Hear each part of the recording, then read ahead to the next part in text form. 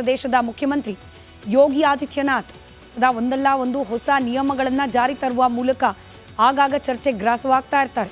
ಇದೀಗ ಯೋಗಿ ಆದಿತ್ಯನಾಥ್ ತಂದಿರುವ ಹೊಸ ಕಾನೂನೊಂದು ಚರ್ಚೆಯನ್ನು ಹುಟ್ಟುಹಾಕಿದೆ. ಕನ್ವಾರ್ ಯಾತ್ರೆ ಅದರ ಡೀಟೇಲ್ಸ್ ಕೂಡ ಮುಂದಿನ ಭಾಗದಲ್ಲಿ ಹೇಳ್ತೀವಿ. ಯಾತ್ರೆ ಏನು ಪ್ರಾಮುಖ್ಯತೆ, ಈಗ ಸುದ್ದಿಯಾಗಿರೋದೇನು, ಡೀಟೇಲ್ ಆಗಿ ಮುಂದೆ ಕೂಡ ಹೇಳ್ತಾ ಹೋಗ್ತೀವಿ. ಅದಕ್ಕಿಂತ ಮುಂಚೆ ಈ ಯಾತ್ರೆಯುದ್ದಕ್ಕೂ ಕೂಡ ಇರುವ ಅಂಗಡಿಗಳ ಮಾಲೀಕರು ತಮ್ಮ ಹೆಸರನ್ನು ಕಡ್ಡಾಯವಾಗಿ ಪ್ರದರ್ಶನ ಮಾಡಬೇಕು ಅಂಥೇಳಿ ಉತ್ತರ ಪ್ರದೇಶದ ಸರ್ಕಾರ ಒಂದು ನಿಯಮವನ್ನು ಜಾರಿಗೆ ತಂದಿದೆ. ಇದಕ್ಕೆ ಉತ್ತರಾಖಂಡ, ಮಧ್ಯಪ್ರದೇಶ ಸರ್ಕಾರ ಕೂಡ ಇದೇ ರೀತಿಯಾದ ನಿಯಮವನ್ನು ಜಾರಿಗೆ ತಂದಿದೆ. ಇದೀಗ ಈ ಆದೇಶದ ವಿರುದ್ಧ ಸುಪ್ರೀಂ ಕೋರ್ಟ್ನಲ್ಲಿ ಅರ್ಜಿ ಸಲ್ಲಿಕೆಯಾಗಿದೆ. ನ್ಯಾಯಮೂರ್ತಿ ಹೃಷಿಕೇಶ್ ರಾಯ್ ನೇತೃತ್ವದ ಪೀಠ ಈ ಅರ್ಜಿಯನ್ನು ನಾಳೆ ವಿಚಾರಣೆಗೆ ಕೈಗೆತ್ತಿಕೊಳ್ಳಲಿದೆ.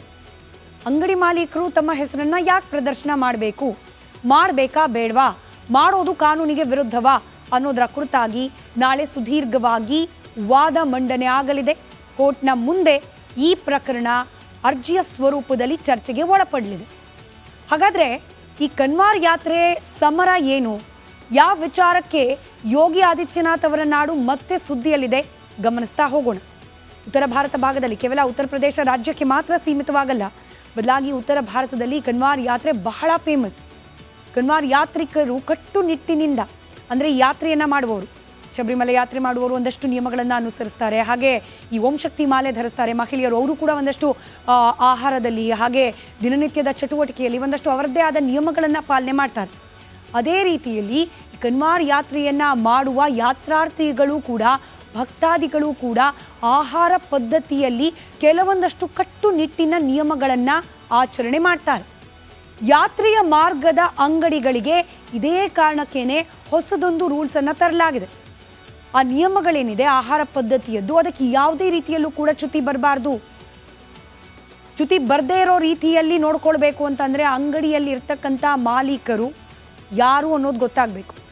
ಮಾರ್ತಾ ಇರುವ ಪದಾರ್ಥಗಳು, ಅದರಲ್ಲೂ ವಿಶೇಷವಾಗಿ ಆಹಾರ ಪದಾರ್ಥಗಳು ಯಾರಿಂದ ಖರೀದಿ ಮಾಡ್ತಿದ್ದಾರೆ ಯಾತ್ರಾರ್ಥಿಗಳು ಅನ್ನೋದು ಗೊತ್ತಾಗಬೇಕು. ಹೀಗಾಗಿ ಹೊಸ ರೂಲ್ಸನ್ನು ಜಾರಿಗೆ ತರಲಾಗಿದೆ. ಅಂಗಡಿ ಮಾಲೀಕರು ತಮ್ಮ ಹೆಸರನ್ನು ಅಂಗಡಿ ಮುಂದೆ ಪ್ರದರ್ಶನ ಮಾಡಲೇಬೇಕು. ಆತ ಅಶೋಕನ, ಅಕ್ಬರ್ರ, ಆತ ಆಂಟೋನಿನ, ಹೀಗೆ ಆತನ ಹೆಸರನ್ನು ಆತ ಪ್ರದರ್ಶನ ಮಾಡಲೇಬೇಕು ಅನ್ನೋ ರೂಲ್ಸನ್ನು ತರಲಾಗಿದೆ. ಹೋಟೆಲ್ಗಳು, ಡಾಬಾ, ಚಾಟ್ ಸೆಂಟರ್ ಇದೆಲ್ಲದಕ್ಕೂ ಕೂಡ ಈ ನಿಯಮ ಕಡ್ಡಾಯವಾಗಿ ಅನ್ವಯ ಆಗತ್ತೆ. ಅದರಲ್ಲೂ ಹಲಾಲ್ ಉತ್ಪನ್ನ, ಈ ಯಾತ್ರೆ ಸಾಗುವ ಮಾರ್ಗದಲ್ಲಿ ಹಲಾಲ್ ಉತ್ಪನ್ನಗಳನ್ನು ಮಾರುವವರು ಕೂಡ ನಮ್ಮಲ್ಲಿ ಹಲಾಲ್ ಉತ್ಪನ್ನಗಳನ್ನು ಮಾರಾಟ ಮಾಡಲಾಗುತ್ತೆ ಅನ್ನೋದನ್ನು ಕೂಡ ನಮೂದಿಸಬೇಕು ಬೋರ್ಡ್ನಲ್ಲಿ. ಕೇವಲ ಹೆಸರು ಹಾಕಿದ್ರೆ ಸಾಕಾಗೋದಿಲ್ಲ, ಹೆಸರಿನ ಜೊತೆಯಲ್ಲಿ, ಅಂಗಡಿ ಮಾಲೀಕರ ಹೆಸರಿನ ಜೊತೆಯಲ್ಲಿ ಹಲಾಲ್ ಉತ್ಪನ್ನಗಳನ್ನು ಮಾರಾಟ ಮಾಡಲಾಗುತ್ತೆ ಅನ್ನೋದನ್ನು ಕೂಡ ಕಡ್ಡಾಯವಾಗಿ ತಿಳಿಸಬೇಕು. ಹೀಗೆ ಬೋರ್ಡ್ ಹಾಕಿದಾಗ ಕನ್ವಾರ್ ಯಾತ್ರಾರ್ಥಿಗಳು ತಮಗೆ ಈ ಅಂಗಡಿಗೆ ಹೋಗಬೇಕಾ ಬೇಡವಾ, ಈ ಅಂಗಡಿಯ ಮಾಲೀಕ ಯಾರು, ಇಲ್ಲಿ ಸಿಗುವ ಉತ್ಪನ್ನಗಳು ಎಂಥದ್ದು, ಇದೆಲ್ಲವನ್ನು ಗಮನಿಸಿ ನಿರ್ಧಾರ ಮಾಡಲಿಕ್ಕೆ ಸಹಕಾರಿಯಾಗತ್ತೆ ಅನ್ನೋದು ಈ ನಿಯಮದ ಹಿಂದಿರುವ ಉದ್ದೇಶ. ಶಾಪ್ಗಳಿಗೆ ಹಿಂದೂ ಹೆಸರಿಡ್ತಾರೆ ಕೆಲವರು, ಆದರೆ ಒಳಗಿರುವ ಮಾಲೀಕರು ಅನ್ಯ ಧರ್ಮೀಯರು ಆರೋಪ. ಇನ್ಫ್ಯಾಕ್ಟ್ ಬ್ರಾಡರ್ ಪರ್ಸ್ಪೆಕ್ಟಿವ್ ಅಲ್ಲಿ, ವಿಶಾಲ ಮನೋಭಾವದಲ್ಲಿ ಯೋಚನೆ ಮಾಡೋರು ಯಾರಾದ್ರೇನು ಅಂಗಡಿ ಮಾಲೀಕರು, ಅಲ್ಲಿ ಸಿಗೋ ವಸ್ತು ದುಡ್ಡು ಕೊಟ್ಟು ಖರೀದಿ ಮಾಡೋದು, ಇದರ ಕಂಪ್ಲೀಟ್ ಆದ ನಿರ್ಧಾರವನ್ನು ಕೈಗೊಳ್ಳೋ ಶಕ್ತಿ ಯಾತ್ರಾರ್ಥಿಗಳಿಗೆ ಇರುತ್ತೆ. ಅಥವಾ ಮುಸ್ಲಿಂ ಆದ್ರೇನು, ಹಿಂದೂ ಆದ್ರೇನು ಅಂತ ಕೂಡ ಪ್ರಶ್ನೆ ಮಾಡುವವರಿದ್ದಾರೆ. ಆದರೆ ಇಲ್ಲಿ ಈ ನಿಯಮವನ್ನು ಜಾರಿಗೆ ತರಲಿಕ್ಕೆ ಪ್ರಮುಖವಾದ ಉದ್ದೇಶ, ಈ ಕನ್ವಾರ್ ಯಾತ್ರಾರ್ಥಿಗಳು ಪದೇ ಪದೇ ಆರೋಪ ಮಾಡ್ತಾ ಇದ್ದಿದ್ದು, ಅಂಗಡಿಗಳಿಗೆ, ಹೋಟೆಲ್ಗಳಿಗೆ ಹಿಂದೂ ಹೆಸರಿಡ್ತಾರೆ, ಆದರೆ ಅಲ್ಲಿ ಆ್ಯಕ್ಚುಲಿ ಮುಸ್ಲಿಮಾನರು ಇರ್ತಾರೆ. ಹೀಗಾಗೇನೆ ಇಂಥದ್ರ ವಿರುದ್ಧವಾಗಿ ಕಟ್ಟುನಿಟ್ಟಿನ ನಿಯಮವನ್ನು ಜಾರಿಗೆ ತರಬೇಕು ಅಂತ ಉತ್ತರ ಪ್ರದೇಶದ ಮುಖ್ಯಮಂತ್ರಿ ಯೋಗಿ ಆದಿತ್ಯನಾಥ್ ಅಂಗಡಿಗಳ ಮುಂದೆ ಆ ಮಾಲೀಕನ ಹೆಸರನ್ನು ಹಾಕಬೇಕು ಅನ್ನೋ ನಿಯಮವನ್ನು ಜಾರಿಗೆ ತರ್ತಿದ್ದಾರೆ. ಹಿಂದೂ ಹೆಸರಿಡುವ ಶಾಪ್ನಲ್ಲಿ ಮಾಂಸ ಮಾರಾಟ ಮಾಡಲಾಗುತ್ತೆ. ಕೆಲವರು ಗೊತ್ತೇ ಆಗದೆ ಅಂಗಡಿ ಒಳಗೆ ಹೋಗ್ಬಿಡ್ತಾರೆ, ಹೋಟೆಲಲ್ಲಿ ಕೂತು ತಮಗೆ ಬೇಕಾದ ಆಹಾರ ಆರ್ಡರ್ ಮಾಡ್ತಾರೆ, ಆಮೇಲೆ ಗೊತ್ತಾಗುತ್ತೆ ಅಲ್ಲಿ ಮಾಂಸಾಹಾರದ ಮಾರಾಟ ಕೂಡ ಆಗ್ತಿದೆ ಅಂಥೇಳಿ. ಇದರಿಂದಾಗಿ ತಮ್ಮ ಯಾತ್ರೆಗೆ ಹಾಗೆ ತಾವು ಅನುಸರಿಸ್ತಾ ಇರುವ ನಿಯಮಗಳಿಗೆ ಧಕ್ಕೆ ಆಗುತ್ತೆ ಅನ್ನೋ ಆರೋಪ ಕನ್ವಾರ್ ಯಾತ್ರಿಗಳದ್ದು. ಮೊದಲು ಮುಜಾಫರ್ ನಗರದಲ್ಲಿ ಈ ನಿಯಮವನ್ನು ಜಾರಿಗೆ ತರಲಾಗಿತ್ತು. ಮುಜಾಫರ್ ನಗರದ ನಿಯಮ ಇದೀಗ ಉತ್ತರ ಪ್ರದೇಶ ರಾಜ್ಯಾದ್ಯಂತ ಜಾರಿಗೆ ತರಲಾಗಿದೆ. ಅಸಲಿಗೆ ಈ ಆದೇಶ ಮಾಡಿದ್ದೇ UPA ಸರ್ಕಾರ. ಈಗೇನೋ BJP ಸರ್ಕಾರ ಇದೆ, ಈಗ ಬಂದಿದೆ ಇದು. ಧರ್ಮದ ಹೆಸರಲ್ಲಿ, ಜಾತಿ ಹೆಸರಲ್ಲಿ ಜನರನ್ನ ಒಡೆಯೋ ಕೆಲಸ ಮಾಡಲಾಗ್ತಾ ಇದೆ. ಇದರಲ್ಲಿ ಭೇದ ಭಾವ, ತಾರತಮ್ಯ ಇತ್ಯಾದಿ ಚರ್ಚೆ ಬರ್ಬೋದು. ಆದರೆ ಇಂಥದ್ದೊಂದು ನಿಯಮವನ್ನು, ಆದೇಶವನ್ನು ಜಾರಿಗೆ ತಂದಿದ್ದೆ ಕಾಂಗ್ರೆಸ್ ನೇತೃತ್ವದ ಸರ್ಕಾರ ಇರೋ ಸಂದರ್ಭದಲ್ಲಿ. ಅದನ್ನೇ ಯಥಾವತ್ತಾಗಿ ಜಾರಿಗೆ ತಂದಿದ್ದಾರೆ ಯೋಗಿ ಆದಿತ್ಯನಾಥ್. ಜುಲೈ 22ರಿಂದ ಈ ಕನ್ವಾರ್ ಯಾತ್ರೆ ಆರಂಭವಾಗ್ತಾ ಇದೆ. ಆಗಸ್ಟ್ 19ರವರೆಗೂ ಕೂಡ ಕನ್ವಾರ್ ಯಾತ್ರೆ ನಡೆಯುತ್ತೆ. ಅದಕ್ಕೆ ಮುಂಚೆ ಈ ನಿಯಮ ಕಡ್ಡಾಯವಾಗಿ ಜಾರಿಗೆ ಬರಬೇಕು ಅನ್ನೋ ಪ್ರಯತ್ನವನ್ನು ಸ್ಥಳೀಯ ಆಡಳಿತದ ಮೂಲಕ ಪ್ರಯತ್ನ ಮಾಡ್ತಿದ್ದಾರೆ ಯೋಗಿ ಆದಿತ್ಯನಾಥ್. ಈ ಯಾತ್ರೆ ವೇಳೆ 4 ಕೋಟಿ ಭಕ್ತರು ಉತ್ತರ ಪ್ರದೇಶಕ್ಕೆ ಬೇರೆ ಬೇರೆ ರಾಜ್ಯದಿಂದ ಬರ್ತಾರೆ, ಕೆಲವರು ವಿದೇಶಗಳಿಂದ ಕೂಡ ಬರ್ತಾರೆ. ಪ್ರತಿ ವರ್ಷ ಯಾತ್ರೆ ಸಂದರ್ಭದಲ್ಲಿ ಸರಿಸುಮಾರು 5,000 ಕೋಟಿ ವ್ಯವಹಾರ ಆಗುತ್ತೆ. ಇದೊಂದು ಯಾತ್ರೆ ಸಂದರ್ಭದಲ್ಲಿ 5,000 ಕೋಟಿ ವ್ಯವಹಾರ ಆಗುತ್ತೆ. ಉತ್ತರ ಪ್ರದೇಶ ಮಾದರಿಯಲ್ಲೇ ಉತ್ತರಾಖಂಡ, ಮಧ್ಯಪ್ರದೇಶದಲ್ಲೂ ಕೂಡ ನಿಯಮವನ್ನು ಜಾರಿಗೆ ತರುವ ಪ್ರಯತ್ನ ಮಾಡಲಾಗ್ತಾ ಇದೆ. ಇನ್ಫ್ಯಾಕ್ಟ್ ನಮ್ಮ ರಾಜ್ಯದಲ್ಲಿ ಧರ್ಮದಂಗಲ್, BJP ಸರ್ಕಾರ ಇರೋ ಸಂದರ್ಭದಲ್ಲಿ ನಿಮಗೆ ಗೊತ್ತಿರಬಹುದು, ವ್ಯಾಪಾರ ಮಾಡೋ ಸಂದರ್ಭದಲ್ಲೂ ಕೂಡ ಧರ್ಮದಂಗಲ್ ನಡೆದದ್ದನ್ನು, ಅಂದರೆ ಹಿಂದೂ ದೇಗುಲಗಳು ಅಲ್ಲಿನ ಜಾತ್ರೆ ಉತ್ಸವದ ಸಂದರ್ಭದಲ್ಲಿ ಅನ್ಯ ಧರ್ಮೀಯರಿಗೆ ವ್ಯಾಪಾರಕ್ಕೆ ಅವಕಾಶ ಇಲ್ಲ ಅಂತ ಬೋರ್ಡ್ ಹಾಕಿದ್ದನ್ನು ನೀವು ಗಮನಿಸಿರಬಹುದು. ಭಾರೀ ವಿವಾದಕ್ಕೆ ಕಾರಣವಾದ ವಿಚಾರ ಇದು. ಇದು ಕೂಡ ಅದರ ಮುಂದುವರೆದ ಭಾಗ ಅನ್ನೋ ರೀತಿಯಲ್ಲಿ ವಿಶ್ಲೇಷಣೆ ಮಾಡಲಾಗ್ತಾ ಇದೆ. ಆದರೆ ಇದನ್ನು, ಇಂಥದ್ದೊಂದು ನಿಯಮವನ್ನು ಜಾರಿಗೆ ತಂದಿದ್ದು UPA ಸರ್ಕಾರದ ಅವಧಿಯಲ್ಲಿ. ಅದನ್ನು ಮತ್ತೊಮ್ಮೆ ಪುನರ್ ಪ್ರತಿಷ್ಠೆ ಮಾಡ್ತಾ ಇದ್ದಾರೆ ಯೋಗಿ ಆದಿತ್ಯನಾಥ್.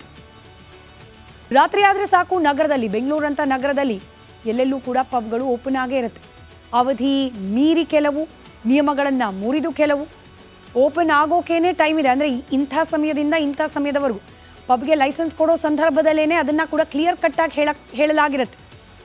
ಆದರೂ ಕೂಡ ಕ್ಲೋಸ್ ಮಾಡಲಿಕ್ಕೆ, ಸಮಯಕ್ಕೆ ಸರಿಯಾಗಿ ಬಂದ್ ಮಾಡಲಿಕ್ಕೆ, ಟೈಮ್ ಫಾಲೋ ಮಾಡಲಿಕ್ಕೆ ಈ ಪಬ್ನವರು ಮುಂದಾಗ್ತಾ ಇಲ್ಲ.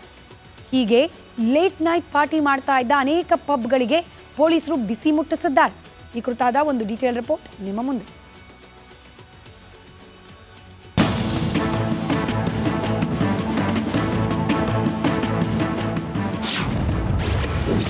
ವೀಕೆಂಡ್ ಬ್ಯುಸಿಯಲ್ಲಿದ್ದ ಪಬ್ಗಳಿಗೆ ಖಾಕಿ ಬಿಸಿ. ತಡರಾತ್ರಿ ಪಾರ್ಟಿ, ಕೊಹ್ಲಿ ಪಬ್ ಮೇಲೆ ರೇಡ್. ಸಿಲಿಕಾನ್ ಸಿಟಿಯಲ್ಲಿ ಪಾರ್ಟಿ ಮಾಡೋರ್ಗೇನು ಕಮ್ಮಿ ಇಲ್ಲ. ರಾತ್ರಿ ಆದ್ರೆ ಸಾಕು ಪಬ್ಗಳು ಹೌಸ್ಫುಲ್ ಆಗುತ್ತವೆ. ಅದರಲ್ಲೂ MG road, brigade road, church street ನಲ್ಲಿ ಕೇಳಬೇಕಾ ಪಾರ್ಟಿಗೆ ಹಾಟ್ ಸ್ಪಾಟ್. ಆದ್ರೆ ರಾತ್ರಿ 1 ಗಂಟೆ ಮೇಲೂ ಪಬ್ ಓಪನ್ ಮಾಡಿದ್ದಕ್ಕೆ ಕ್ರಿಕೆಟಿಗ ವಿರಾಟ್ ಕೊಹ್ಲಿ ಪಬ್ಗೆ ಖಾಕಿ ಶಾಕ್ ಕೊಟ್ಟಿದೆ.